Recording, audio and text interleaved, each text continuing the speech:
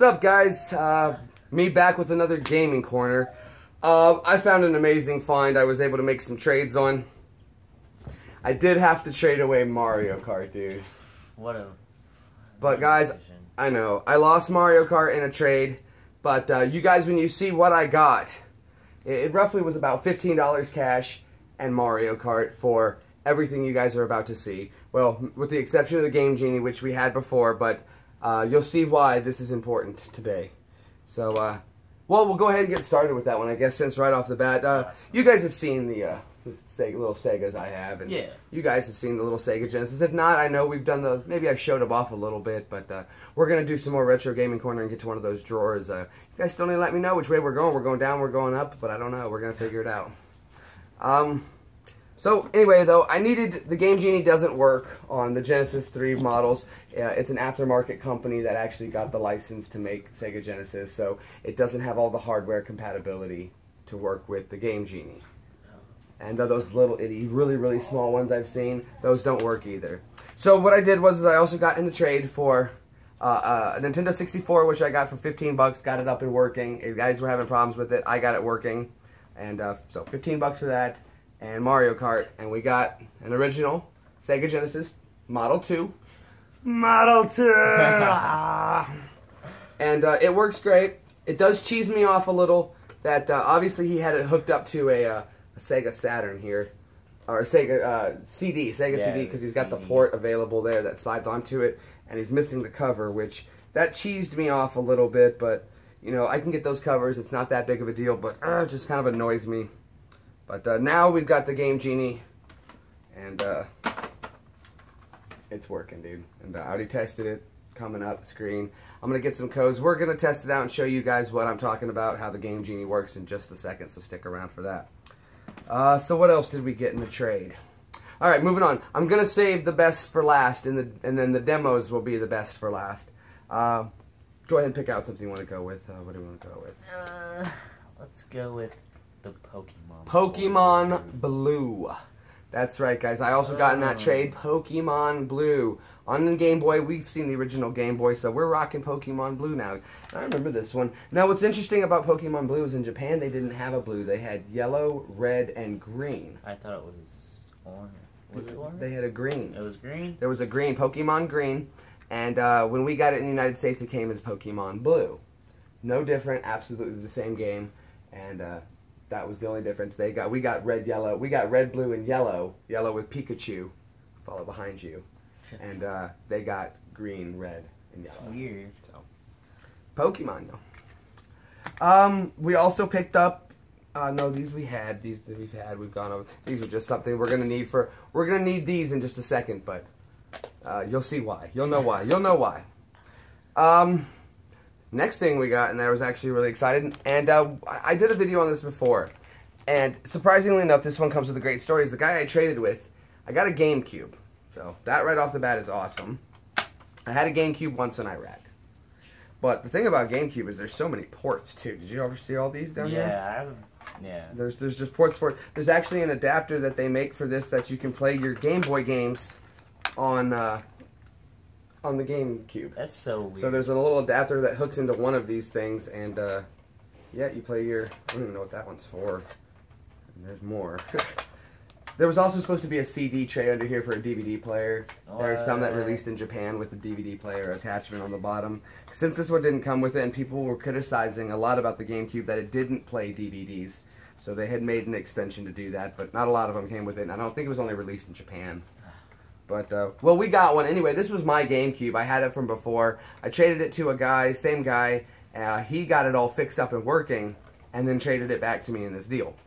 So, there we go. Don't you worry, I'm getting another copy of Mario Kart. Trust me. Okay, we saved the best for last.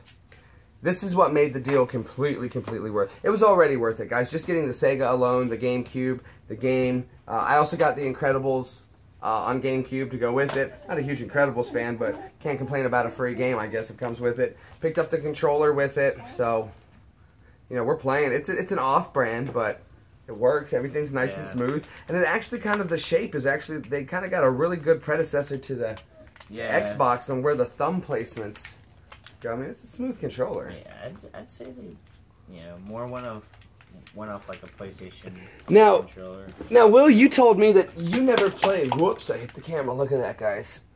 You never played Sega before. Yeah, I never played Sega. So this will be like your first time playing a Sega? Yeah, basically. Because basically what I came up off of, like my oldest memory of a game station besides PlayStation 1 was probably Nintendo 64. And that was like first game I played was that South Park to where you had to throw the snowballs at the turkeys. Oh, I remember that game. That was just the South Park one. It's actually at the game store. Maybe we'll go pick it up just to have that game was fun. That was a fun game. Fun. Well, and if you guys don't know, Will is a little younger than me. So I got my first Sega when I was a kid for Christmas. So I hang out with everybody. So age different here sometimes. I love being able to introduce Will to some game stuff that he's never seen before. And we go through stuff and he's like, whoa. And I'm right back to whoa when I was a kid. So I wanted him to see the controller. And guys, he's never held this. This feels very familiar to me. This is back in the day as a kid. The buttons were nice and smooth, how you could run your fingers over them. So easy for fighting games and stuff like that.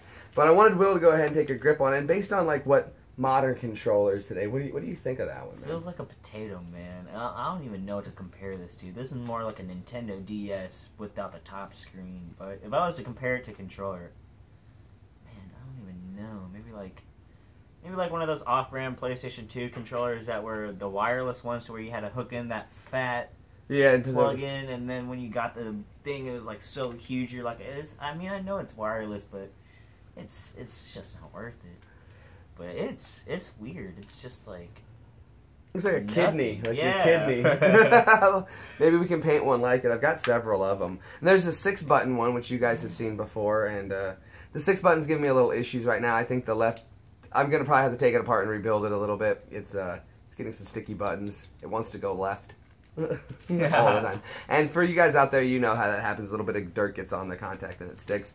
But, like, you have newer controllers, and the buttons are very clicky, very hard, nice and rigid, but you got to know when you're doing it. And they use a little more pressure sensitive, as opposed to back then, there really wasn't, like, you really didn't tap B. You punched You mashed buttons. So these buttons needed to take a punishment. But even still now, the analog D-pad is still, it rolls very smooth. It feels very responsive still. The buttons still have nice, good spring into them. So I love this controller. And it's fun to get to show somebody who's never played some of the retro games. I know Will's been over here before and he's seen some of the other stuff we have in the collection. Never seen it before. Some of the stuff I've never seen. Plethora of history. It's walking down. It's fun. All right, but we've been saving the best for last, Will. Oh, yeah. Now, when Will got here, I had to show him what this was, and it was instant wow factor. So we're not going to waste it. Will, I want you to go ahead and tell everyone about it. What we got here? This is a laptop. Just kidding. It's a PlayStation 2 with a portable TV. Now, I remember having 2 PlayStation 1s, one of them that hooked up to the TV, and then I remember the ones that they had where they had the little oval screen that went over it, but I have never seen this on a PlayStation 2. Like, never, ever. And Jerem's told me it was custom, but to take this much time to make this and just... I feel like this is just like something that's like 1 out of 20, 1 out of 30. Well, the screen itself is made by a company of, what's that name there?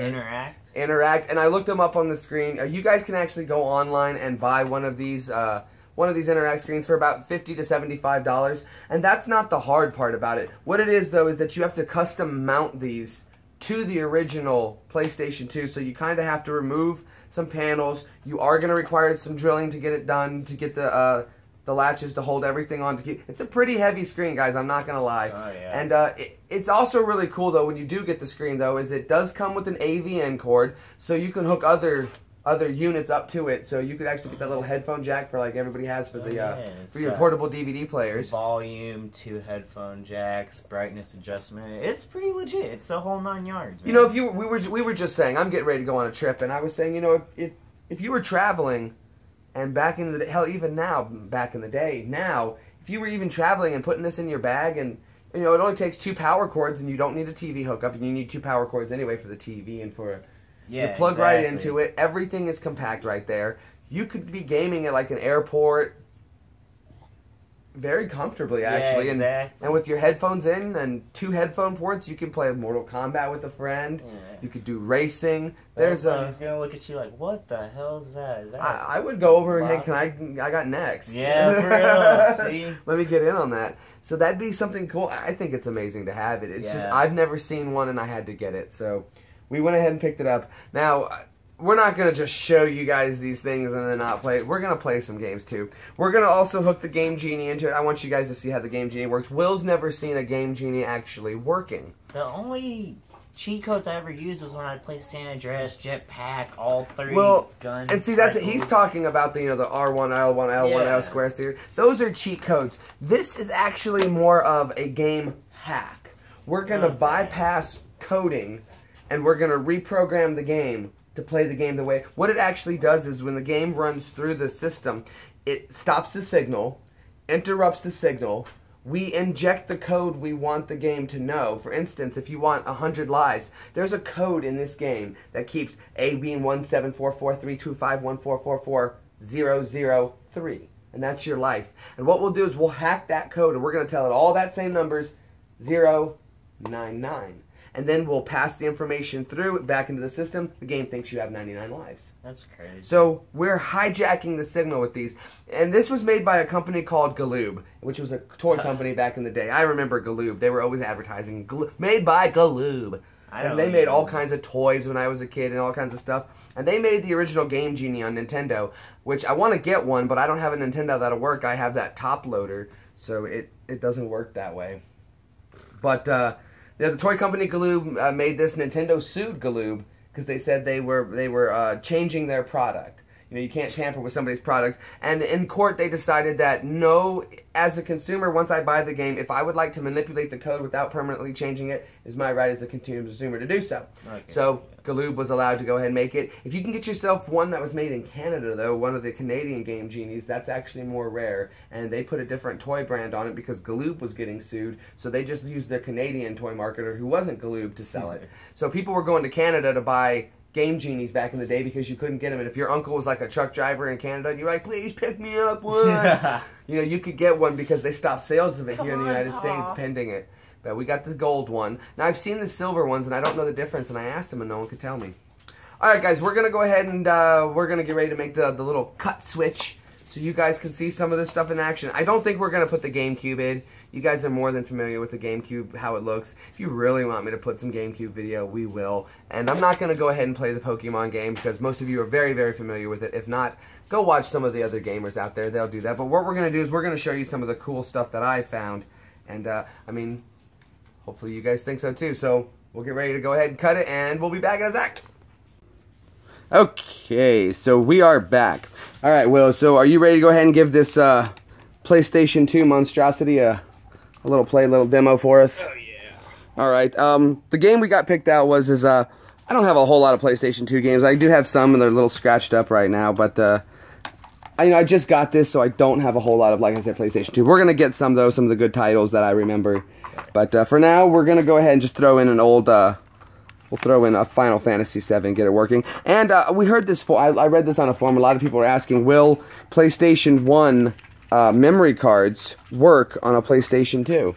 And the answer is absolutely they will, but only to save PlayStation 1 games. Oh, really? Yeah, only to save PlayStation 1 games. So it's backwards compatible only for its own model, but you can play PlayStation 2 games and save on PlayStation 2 cards. You can save PlayStation 1 on PlayStation 2 cards, but you can save PlayStation... just jump ahead with the PlayStation 1 card. But the card stays... That's awesome that they made that compatible. Yeah. No, at least that if you were a kid and you got the new PlayStation, you want to play a game, you don't want to have to try to start all over just because you're on a new console. You can still bring your card with you. So we'll go ahead and get... well, let's go ahead and get your controller plugged in. Oh, I got you. The honor's on mine, sir. Thank you. There we go. Just click that in right there. We'll go ahead and get his memory card in there so that he's not well, you know what? No, well, you're going to start at the very beginning for this one. Why not? Why not? We're looking for some love. Okay, so let's go ahead and fire it back on. If you guys remember, the power cord, the power thing is back here. Little power switch. There she blows. There it is. Peanut's getting in the retro gaming with us. We'll go ahead and open up the screen. Oops. All right, look at that majesticness. Turn the screen on. Alright, and fire up the PlayStation.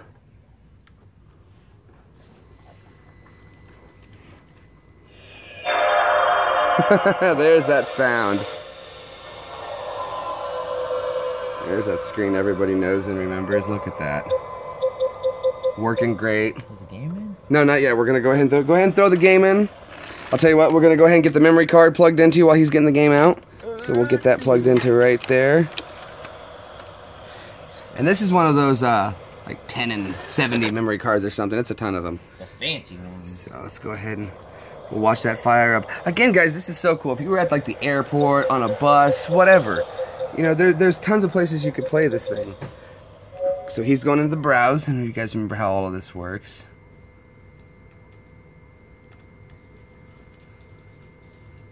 If you go back to the old days where you have to wait for games to load. Right, load time, huh?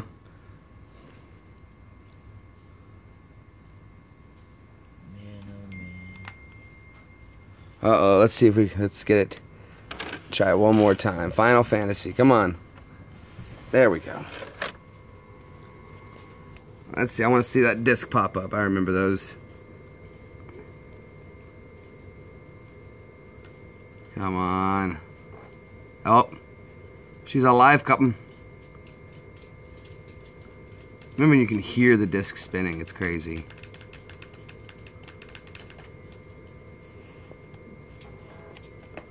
It's going. There it goes. There it goes. Wow, I forgot how long it takes to load. I know that dastardly weight of whether or not you should punch your station.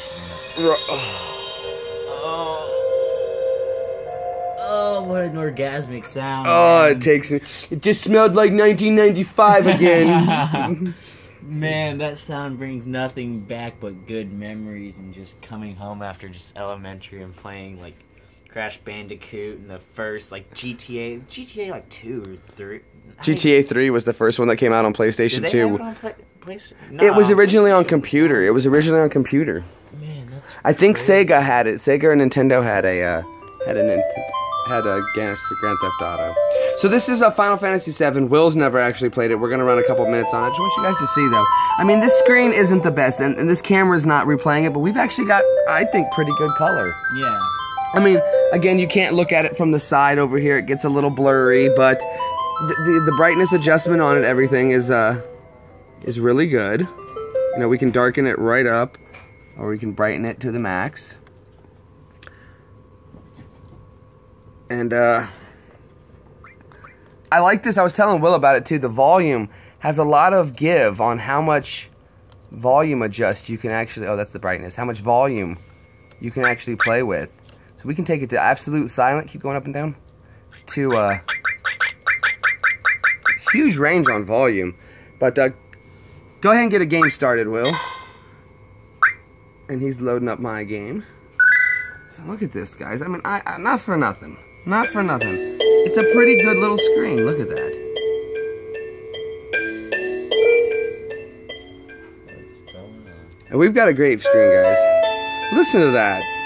That's loud and clear. Oh, yeah. And it's a great game. Who doesn't love Final Fantasy VII?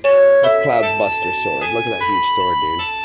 Man, I have never, like, I've seen this game and stuff, but it's just like, to play it, I think the first one I played was like Final Fantasy 9 or something, and it was on PlayStation 2, and I could never get past just the first, like, very as soon as you turn it on, and being stuck in an all-white room. Oh, okay, I know what you're talking about. Well, this one was very easy to play. It's still considered one of the greatest games ever made. Really? It is. This game is still writing records. I've got 2 copies of it, and obviously you guys know why it's worth having 2 copies. But this game was just amazing. Listen to that sound, it's so loud. And we can that volume, take it right down to a nice quiet. That's actually still enjoyable, you know? Just in case your parents tell you to turn off the station. And that's something cool too. If you were a kid and you were sleeping in your room, your parents coming up the stairs, you just kill that screen right there, put it down. Okay, they go away, it's all good, just turn that right back on, and you're right back to playing. I don't even know what to do. That's good. Alright guys, well look, we wanted to go ahead and demonstrate that for you. We hope you check that one out. Alright, let's get to our next gaming our next gaming piece. We're going to hook up into the Game Genie, and we're going to see that thing in action. And Will's using up all my potions. It doesn't matter. I don't even know what I'm doing right now. I'd have to go over it with him. Look at this, what he's doing. You guys remember this. Oh. Uh-oh, Tifa's got sadness. We got to fix that. All right, guys. Let's go ahead and jump over to the game, Genie.